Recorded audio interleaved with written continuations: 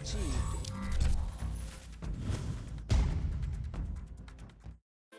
What's going on, everyone? Today we'll be comparing features in Guild Wars 2 to World of Warcraft. Before we begin, I won't be bashing one game or the other. I will simply just be comparing aspects of the game that Blizzard and ArenaNet approach differently. This is to give insight to the people that know a lot about Guild Wars 2 and not so much about WoW, and vice versa. Some of the topics have already been brought up in our previous videos, but we will be bringing them up again to compare with WoW, so everyone knows what the differences are between the two games. The topics are in no particular order. I hope you enjoy.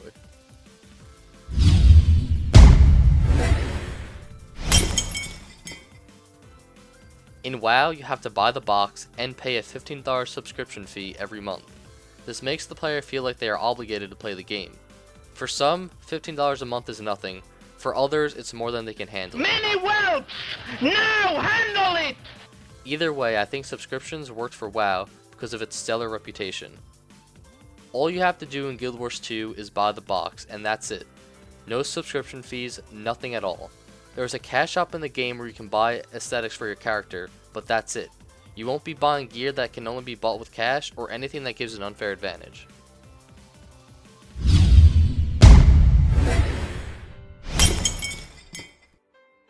WoW, like most MMOs, has a system where each class is either a DPS, tank, or a healer, or can be all three if they talent for it.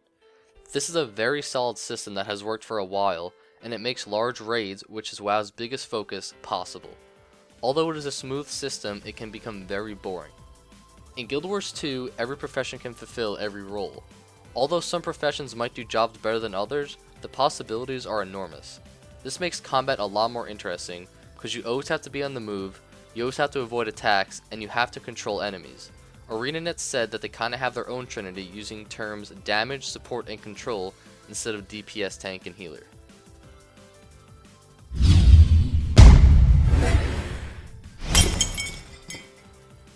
In WoW, there are two factions, and each faction has 6 races.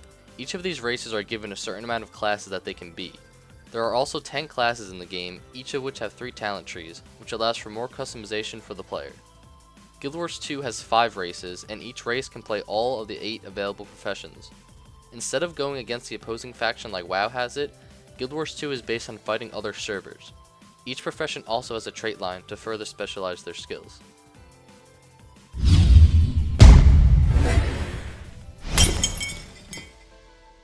This is a tricky one. WoW graphics are very cartoonish, which a lot of people like and some hate. But taking into consideration that the game came out all the way back in 2004, it is expected that WoW's graphics won't be as intense as games that come out around this time. Many people can still enjoy the game because of its low system requirements. Now onto Guild Wars 2 graphics. From a neutral perspective, I would assume that Guild Wars 2 would have better graphics just because of the year that it was released compared to WoW. Even if the graphics are better though, some people appreciate different art styles, so that's why graphics is really an opinion.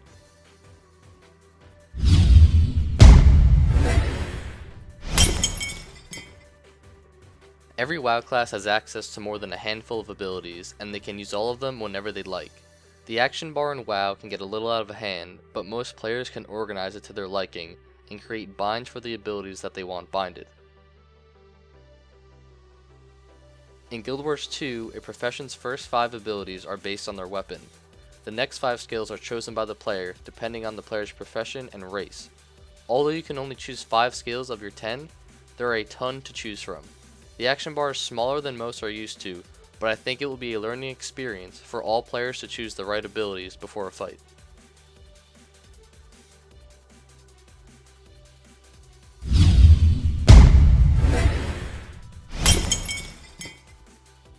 WoW's combat is very simple, but rewarding to those that are great at it. Knowing how to silence and lock enemies out of their spell school, slowing and immobilizing enemies, and knowing the right time to damage and crowd control. Guild Wars 2 is a bit more complex. All professions have abilities that they can combine together with other professions. Most abilities can be used on the move, and only a few require the player to stand still. All professions will also be able to dodge, which allows the profession to avoid incoming attacks.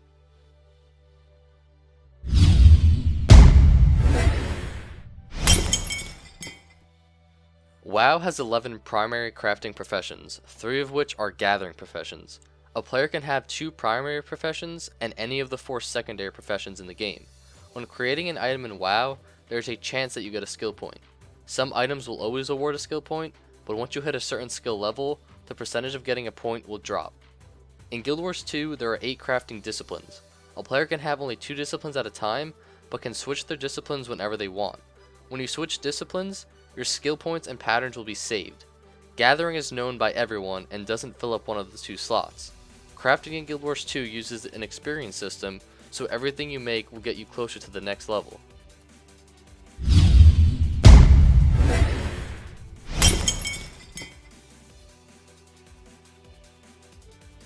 Arena in WoW is very fast paced and requires knowledge about every class you go up against. Every new season for Arena, players have to grind honor, which is the currency for PvP equipment, for the new PvP gear that comes out that season. Players have to dedicate time to farming honor and gaining arena rating. In Guild Wars 2, the competitive game mode is Conquest. Teams will have to capture locations and be the first to gather 500 points. Competitive play will always be 5v5, and gear will not be a factor. All players will have access to the same gear, so it will be all about skill and teamwork.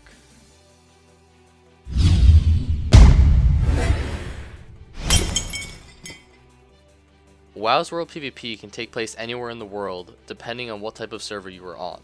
Players of the opposing faction can attack each other while they are leveling, so you always have to be on your toes. WoW also has dedicated areas to World PvP, where the 2 factions defend and attack points across the map. These battles take place about every 2 hours. Guild Wars 2 doesn't have opposing factions in the game, so you won't encounter any enemy players in the open world. They will rather have a 2-week-long event that happens in an area where 3 servers fight for resources. Once the event ends, another one will start up.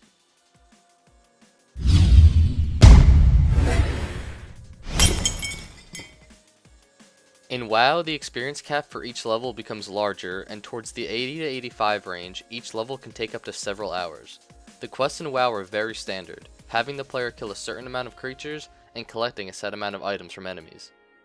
Guild Wars 2, on the other hand, doesn't have a scaling leveling curve. The experience cap stays the same for every level. The quests in the game are called dynamic events. These events give the player loot and gold as normal quests would, and also scale depending on the number of people present. That's all for this week, guys. I hope you all enjoyed the video. If you want more in-depth information about Guild Wars 2, check out our other videos. Don't forget to hit the like button below and to subscribe to the channel. I'll see you all next week.